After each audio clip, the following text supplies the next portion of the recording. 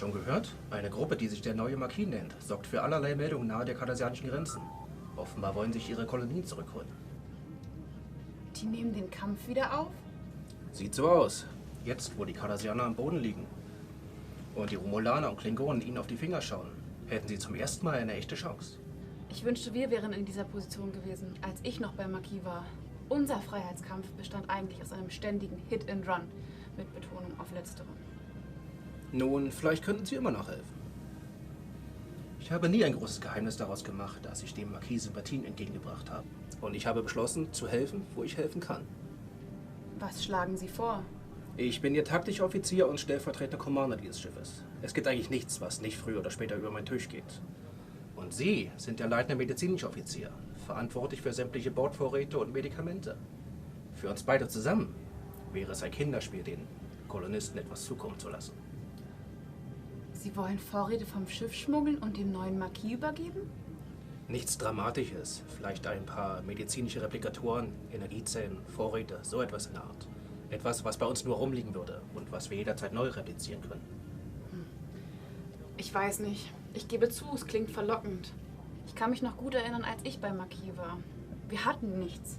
Ständig auf der Suche nach funktionierender Tech, um die Kolonisten mit dem Nötigsten zu versorgen. Ich hatte einige Male auf Malva 4 mit Erfrierungen zu tun, weil wir die Heizungen nicht betreiben konnten. Oder mit Mangelernährung, weil wir wochenlang von klingonischer Notration und aufgetautem Eis leben mussten. So etwas können sich die meisten Föderationsbürger nicht mal mehr vorstellen. Ich weiß, was Sie meinen. In der Föderation gibt es keinen Mangel. Man schaut aus dem Fenster und erlebt ein Paradies. Es ist natürlich leicht, ein Heiliger im Paradies zu sein. Das Problem ist, diese Kolonisten leben nicht im Paradies. Dort gibt es nur Menschen. Verzweifelte, ängstliche Menschen, die alles dafür tun werden, um zu überleben. Ob sie nun die Zustimmung der Föderation haben oder nicht. Aber gibt es denn keine offiziellen Kanäle, an die wir uns wenden können? Wenn es die geben würde, würde ich jetzt nicht hier sitzen und sie ins Vertrauen ziehen. Aber wir sollten Captain Delia davon unterrichten. Ich bin mir sicher, wenn sie sich mit der Lage vertraut macht, wäre sie bereit, beim Sternflottenkommando ein gutes Wort einzulegen und uns auf eine Hilfsmission zu schicken. Fenrich, glauben Sie mir, wenn ich Ihnen sage, ich habe bereits einiges versucht, Hilfe für die Kolonisten zu erbitten. Doch für die Föderation ist es klar. Die Kolonisten leben dort auf ihren eigenen Wunsch. Sie haben sich jedes Recht auf Hilfe verspielt, als sie sich von der Föderation losgesagt hatten. Deren Worte, nicht meine. Commander, ich weiß, dass Sie es nur gut meinen. Aber als man mich in diese Crew aufgenommen hat, war das wie eine zweite Chance für mich. Ich hätte mir nie erträumen lassen, dass man mich nach der Vergangenheit beim Marquis nochmal in die Sternflotte aufnehmen würde. Ich verdanke Captain Delia so viel und möchte ihr Vertrauen, das sie in mich setzt, ungern aufs Spiel setzen. In Ordnung. Ich lasse Sie eine Nacht darüber nachdenken. Ihre Loyalität zu Captain Delia oder das Leben der Kolonisten? Ich werde morgen früh einen Transport von Vorräten und Medikamenten vorbereiten. Wenn Sie nicht daran teilnehmen wollen, möchte ich Ihnen zumindest empfehlen, in die andere Richtung zu schauen. Ach, und Fenrich? Kein Wort zum Captain. Das ist ein Befehl.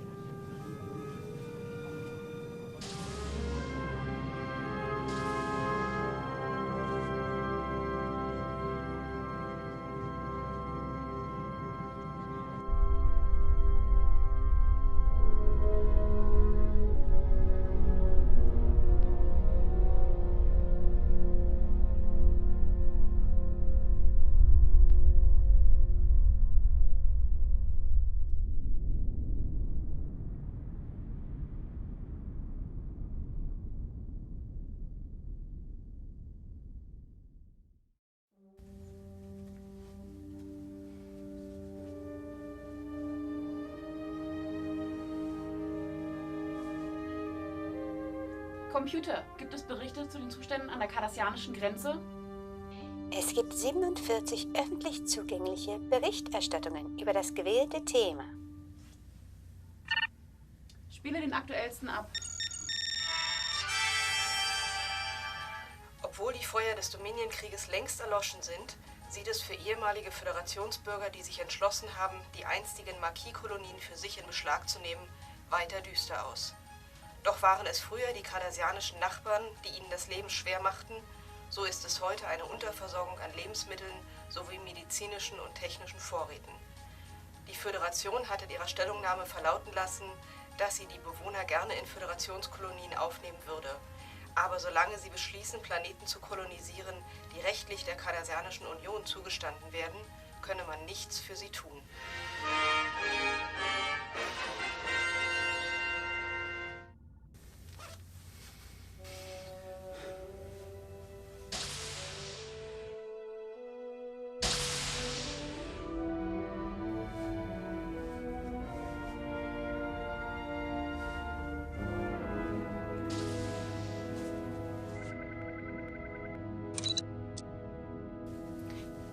Captain, ich muss mit Ihnen sprechen. Was gibt es, Doktor? Captain, es tut mir leid für die späte Störung. Sie werden einen triftigen Grund dafür haben. Ich weiß nicht, wie ich das sagen soll. Ich hatte vor ein paar Stunden ein Gespräch mit Commander Harriman und er... Naja... Captain, Sie wissen doch von meiner Marquis-Vergangenheit, nicht wahr? Ich weiß davon. Und ich würde lügen, wenn ich sagen würde, es wäre leicht gewesen, Sie an Bord zu bringen. Ich musste Sie vor dem Sternenflottenkommando ganz schön verteidigen. Bei der Sternenflotte gibt es Hardliner, die den Marquis und ihre Sympathisanten als Verräter an der Uniform ansehen. Und das ist mir bewusst. Ich habe mich auch noch nie so richtig bei Ihnen bedankt, dafür, dass Sie mich in diese Crew aufgenommen haben. Die Crew ist wie eine zweite Familie für mich geworden. Die Loyalität und das Vertrauen, das mir gegenübergebracht werden, das bedeutet mir so viel. Umso schwerer fällt es mir, Ihnen jetzt sagen zu müssen, dass Commander Harriman etwas Dummes plant. Wovon reden Sie? Der Commander plant illegalerweise einige unserer Versorgungsgüter an den neuen Marquis zu überstellen. Ich soll ihm dabei helfen oder wenigstens wegschauen, wenn die Aktion läuft. Das hat er Ihnen gesagt, ja? Ja, Ma'am. In Ordnung, Fenrich. Ich danke Ihnen für diese Information. Ich wusste, ich kann Ihnen vertrauen. Folgen Sie mir bitte auf die Brücke. Captain!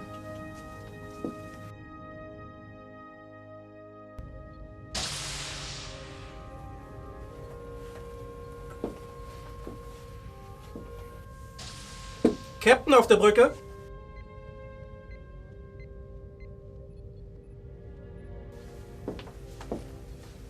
Danke.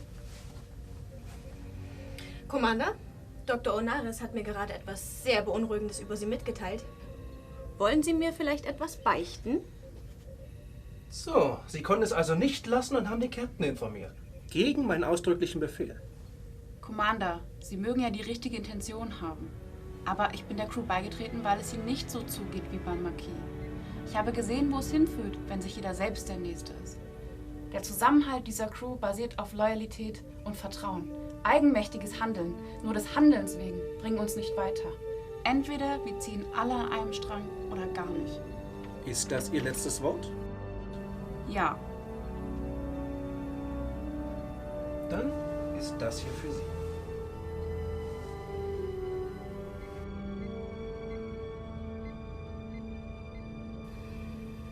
Fenrich Leonora Onaris. Sie haben eine sehr bunte Vergangenheit. Die letzten 2 Jahre haben Sie ein exemplarisches Verhalten als Ärztin und als Crewmitglied auf diesem Schiff an den Tag gelegt. Als Ihr direkter Vorgesetzter und natürlich in Absprache mit Commander Harriman befördere ich Sie hiermit mit großem Vergnügen und natürlich mit sofortiger Wirkung zum Lieutenant Junior Grade. Dann war das alles nur ein Test. War es. Es tut mir leid, dass diese Vorsichtsmaßnahme nötig war. Ging es nur nach mir oder dem Captain, hätten wir Ihnen diese Prozedur erspart. Allerdings das Sternflottenkommando war nicht so leicht davon zu überzeugen, eine Ex-Marquis in den Offizierskader aufzunehmen. Und das Gerede von den Grenzkolonisten war nur eine Geschichte? Nun, hinter jeder Lüge steckt eine Halbwahrheit. Unsere nächste Route führt uns entlang der kardassianischen Grenze. Wir liefern Versorgungsgüter für einige der Kolonien. Marquis oder nicht, diese Leute brauchen unsere Hilfe. Es könnte ein Neuanfang für sie sein. Und jetzt, wo die Cardassianer, sagen wir mal, etwas gesprächsbereiter sind, wird es vielleicht ein Gespräch auf Augenhöhe und ohne Gewalt. Herzlichen Glückwunsch nochmal.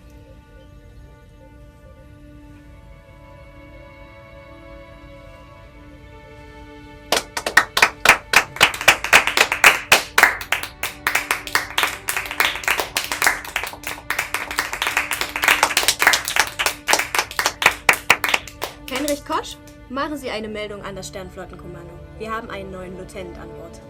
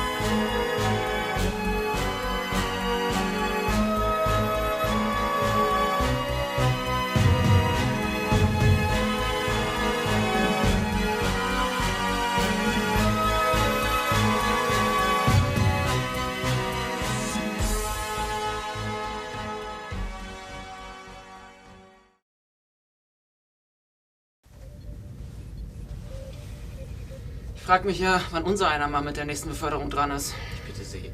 Fenrich Fox klingt doch super. Lieutenant Fox hat keinen Klang.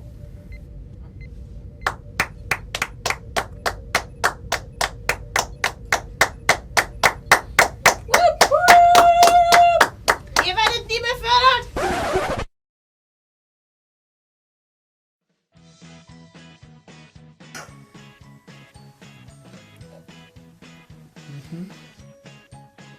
Der Zusammenhalt dieser Crew basiert auf Vertrauen und Loyalität.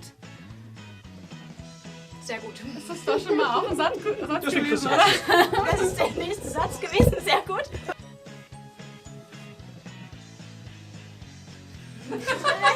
Wo ist sie denn? Wo ist denn der Captain? Einmal kurz zu mir und dann zu ihr. Ich weiß, was Sie meinen. Nein? wissen Weißt wir du nicht? Lüg Wissen wir doch nie. nicht, echt.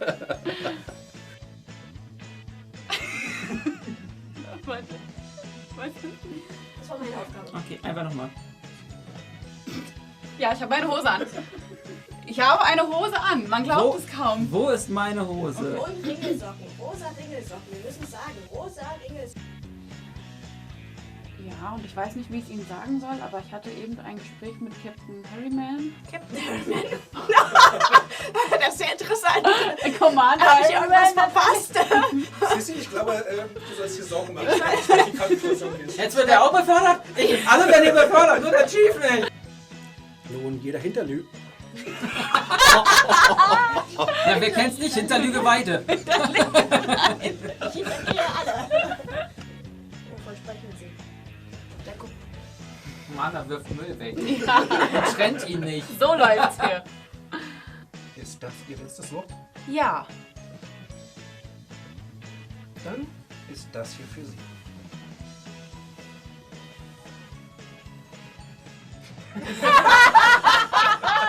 Hiermit erkläre ich euch zum Was ein bisschen mehr so feierlich. Ja, ich bin wie ein Tränen. Ich hab mich so gefreut. Hört auf. Nun, jeder Hinterlüge. Hinter jeder. Sag's mal, hinter jeder. Hinter jeder Lüge. Okay, vielleicht können wir das jetzt dubben.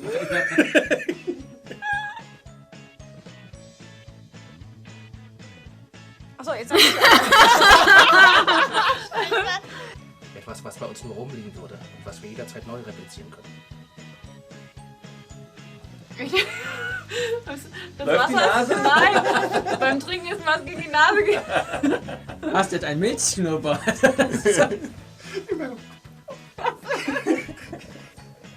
Habe ich das so abgelenkt gerade? Das ist wie beim Sprechen und einer hat einen dicken, fetten Popel in der Nase. Soll ich was sagen oder nicht? Oh mein Gott. Nun, hinter jedem. Sorry. Es war richtig! Aber ich konnte mir das Lachen nicht schon greifen. Das war wirklich schwer, ihm anzugucken.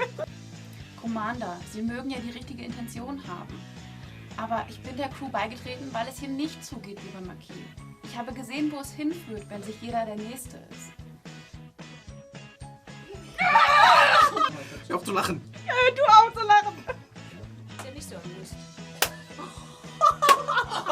Toll, jetzt wird die befördert. Aber ich bin der Crew beigetreten, weil es hier nicht so zugeht wie beim Mackie. Beim Mackie. Mackie. Macis. Bei McDonald's? Beim Mackie. Klatsch nicht noch mehr. Für mich wird geklatscht. Get around, oh rock my soul, rock my soul.